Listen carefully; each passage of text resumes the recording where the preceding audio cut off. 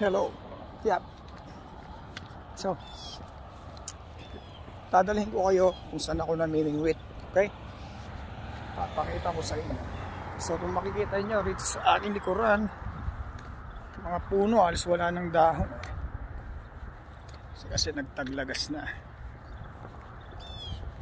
So, itong area to malapit lang dito sa bahay namin. So,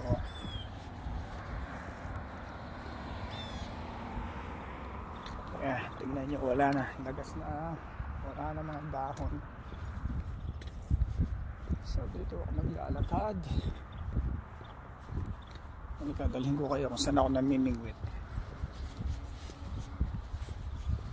Minsan pag namimingwit ako, gamit ko tinapay, nilalagay ko dun sa hook, tapos pinabasa ko yung tinapay, nilalagay ko dun sa hook.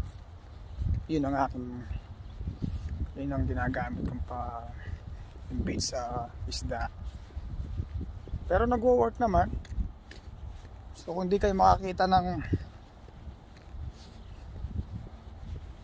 yung earthworm o yung bulate, yung tinatawag nila, usually para lang makakuha ko ng bulate, magdidig ako dun sa front garden namin. So pag wala akong makita, gamit ko tinapay. Mostly yung yung mga sweet roll, kasi yung texture niya malagkit pag binasa mo. So pag mga ibang tinapay, pag binasa mo, naglalagas-lagas, hindi ko makapit. Pero kung tatanungin nyo ako yung tinapay, yes, nagwo-work. Actually nabingwit ako ng mga isda, may mga nakuha ako. So eto siya. Okay, look, yan, medyo kalakihan din, so pwede siya. Pero nag-iingat ako rito dahil baka malay mo may snake dito or ahas. So may mga isda dyan. So dyan ako namimingwit.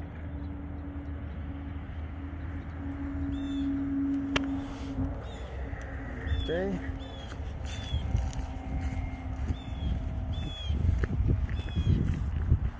Yan, dun sa mga mahilig mangisda, pag wala kayong bulate na makita or makuha,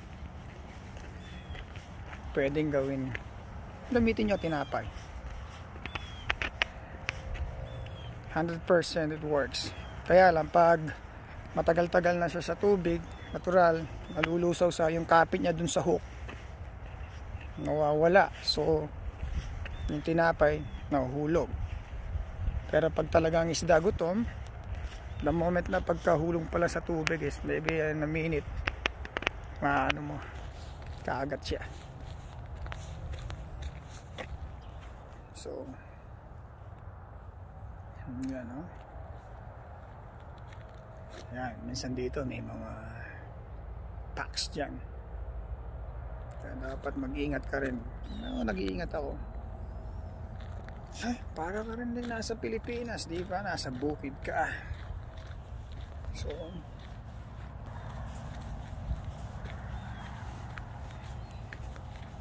ayan, usually ito daanan to ng sasakyan kung makikita nyo.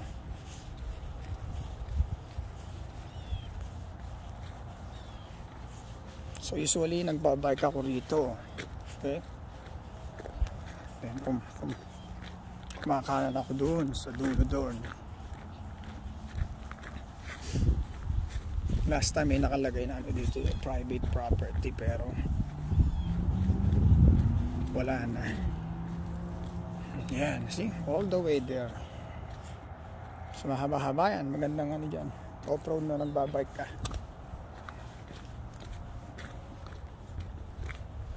Yeah, pag wala kayong makitang bulate, tinapay pwede. So dahil nagawa ko na. Okay. Alright. Thanks. So kung para updated kayo sa mga video na ina-upload ko, please subscribe. Alright. Bye. See you.